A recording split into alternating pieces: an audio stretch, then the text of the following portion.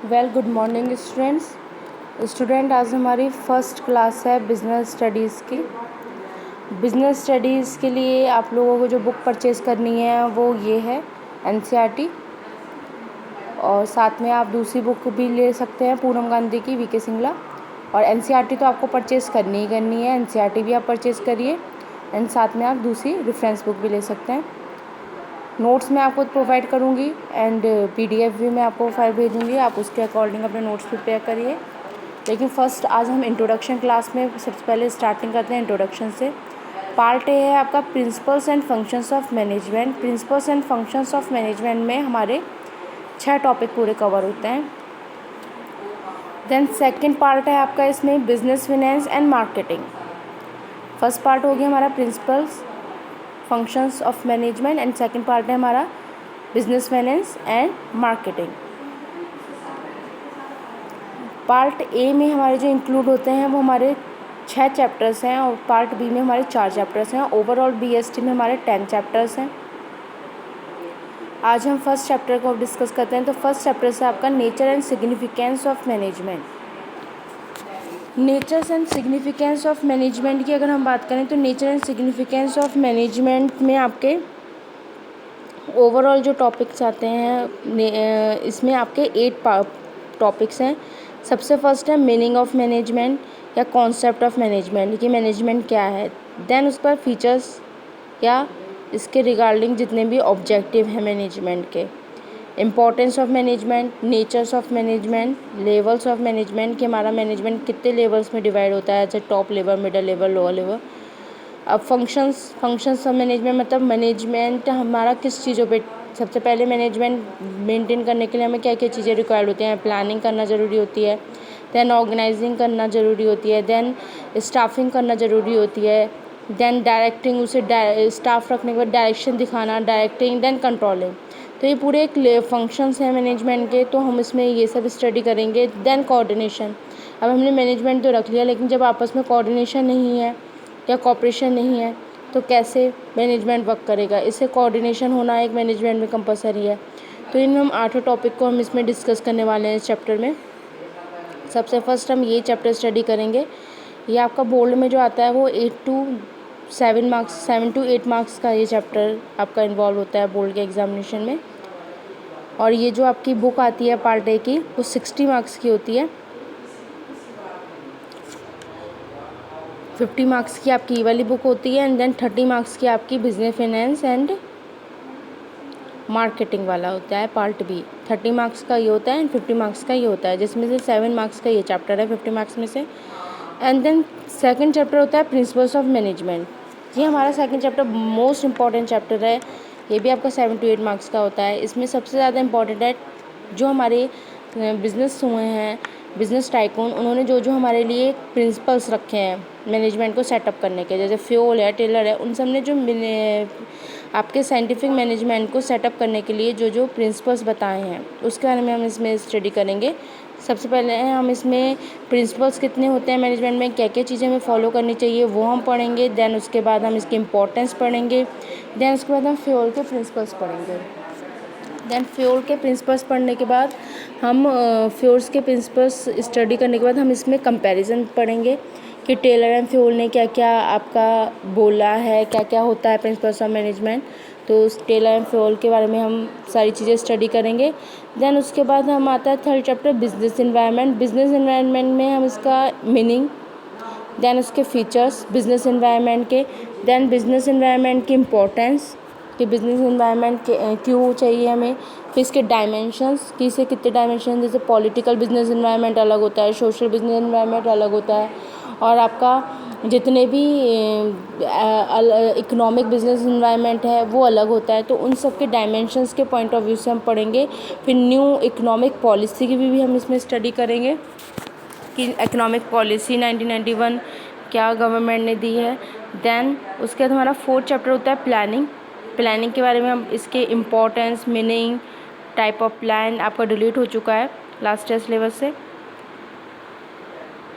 Planning के process, importance, limitations, features और ये सारी चीज़ें हम स्टडी करेंगे। देन ऑर्गेनाइजिंग, ये भी आपका फंक्शंस ऑफ मैनेजमेंट के पार्ट है। इसमें भी हम मीनिंग, प्रोसेस, इम्पोर्टेंस और इसका फॉर्मल ऑर्गेनाइजेशन कैसा होता है, इनफॉर्मल ऑर्गेनाइजेशन। जो ऑर्गेनाइजेशन जैसे कि आपके इनफॉर्मल में आपके कौन कौन से ऑर्गेनाइजेशन में आते हैं, जैसे कि आप फैमिली में रहते हो तो वो आपका इनफॉर्मल हो गया। अब आप स्कूल से आते हो या फिर कहीं जॉब प्लेस पे वर्क करते हो तो आपका ये फॉर्मल ऑर्गेनाइजेशन।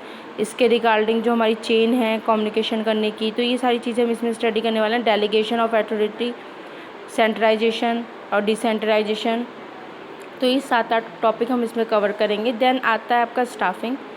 स्टाफिंग में हम मीनिंग ऑफ स्टाफिंग के बारे में स्टडी करेंगे कि स्टाफिंग क्या होता है, स्टाफिंग क्यों इम्पोर्टेंट है, एंड देन इम्पोर्टेंट क्या है, इसकी मीनिंग क्या है, एडवांटेज क्या है। देन ह्यूमन रिसोर्सेज मैनेजमेंट क्या होता है। स्टाफिंग के लिए स्टाफ किससे होता है, पर्सन से होता है, ह्यूमन से होता है, तो इसे ह्यूमन रिसोर्स मैनेजमेंट ज़रूरी चाहिए। स्टाफिंग के प्रोसेस, इसके एलिमेंट्स, स्टाफिंग के क्या क्या एलिमेंट इंपॉर्टेंट होते हैं। मेथड ऑफ ट्रेनिंग, कोई भी स्टाफिंग करने के लिए आपके ट्रेनिंग की आवश्यकता होती है। स्टाफ के लिए विदाउट ट्रेनिंग कभी भी कोई भी स्टाफ प्रॉपरली मतलब वर्क तो कर लेगा, लेकिन जैसे एक न्यू टेक्नोलॉजी को यूज़ करते हुए अच्छा ट्रेंड होगा तो अच्छे से और वर्क करेगा स्मूथली, तो वो वाली बात हम इसमें डिस्कस करने वाले हैं। देन आता है डायरेक्टिंग। डायरेक्टिंग में हम अपना मीनिंग पढ़ेंगे, अच्छे से फीचर्स पढ़ेंगे डायरेक्शन कि इसकी इम्पोर्टेंस क्या होती है एक मैनेजमेंट में, एलिमेंट्स क्या होते हैं। डायरेक्टिंग में हमारे कौन कौन इंपॉर्टेंट होते हैं, जैसे सुपरवाइजर्स है, सुपरवाइजर्स के बारे में। विल टू वर्क की मोटिवेशन क्या होता है, मोटिवेशन होना क्यों ज़रूरी है किसी भी डायरेक्शन में काम करने के लिए। अगर हम विदाउट मोटिवेशन से काम करते हैं तो हमारा कभी भी वर्क सक्सेसफुली रन अप नहीं कर पाएगा। हाँ, अगर हम मोटिवेटेड है उस टास्क को करने के लिए तो हम अच्छे से वर्क कर सकते हैं उस पर। तो ये आपका डायरेक्टिंग में हम लीडरशिप पढ़ेंगे। डायरेक्टिंग में कि डायरेक्शन दिखाने के लिए लीडरशिप क्वालिटीज होना ज़रूरी है। कम्युनिकेशन, एक पॉजिटिव कम्युनिकेटर होना ज़रूरी है एक अच्छा डायरेक्शन के लिए, अच्छा डायरेक्टर होने के लिए। फिर लास्ट चैप्टर हम इसमें पढ़ेंगे पार्ट ए का कंट्रोलिंग। अब हमने ये सारे फंक्शंस मैनेजमेंट के फॉलो करे कि हमने प्लानिंग भी करी, ऑर्गेनाइजिंग भी करी, स्टाफिंग भी करी, डायरेक्टिंग भी करी, लेकिन जब तक कंट्रोल नहीं होगा तब तक सारे ही फंक्शन बेकार हैं। तो इसमें हम ये सब स्टडी करने वाले हैं, इसकी इम्पोर्टेंस, इसके प्लानिंग एंड कंट्रोलिंग क्यों इम्पोर्टेंट है और कंट्रोलिंग के प्रोसेस क्या क्या है।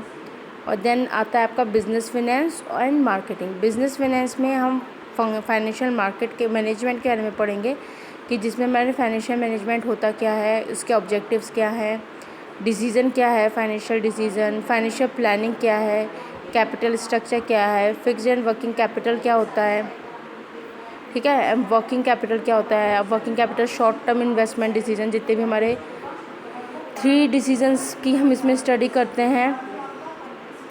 इसमें एक तो होता है हमारा investment decision, dividend decision and finance decision, मतलब पैसों से रिगार्डिंग, और डिविडेंड शेयर्स जितने भी होते हैं, और इन्वेस्टमेंट जहाँ पे हमें पैसा इन्वेस्ट करना है।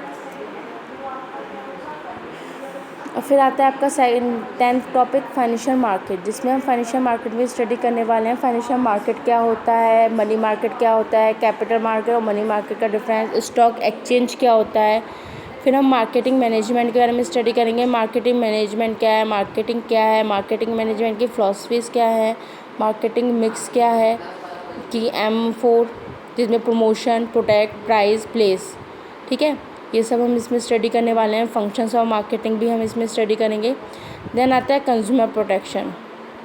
कंज्यूमर प्रोटेक्शन में आपके 5 टॉपिक होंगे कि कंज्यूमर प्रोटेक्शन, ये आपका 6 मार्क्स का टॉपिक होता है, इसलिए ये टॉपिक भी आपका इजीली, अगर आपको 6 नंबर कवर करना है बोर्ड में तो आप ये कंज्यूमर प्रोटेक्शन, इसमें हम कंज्यूमर प्रोटेक्शन बहुत इजी भी है। कंज्यूमर राइट्स क्या हैं, कंज्यूमर की रेस्पॉन्सिबिलिटी क्या है, हमारे जो जुडिक्शन है, अगर कंज्यूमर अपना केस फाइल करता है तो जुडिक्शन कौन कौन से हैं, ट्रिब्यूनल क्या है, तो ये सारी चीज़ें हम इसमें स्टडी करने वाले हैं। 6 मार्क्स का चैप्टर है।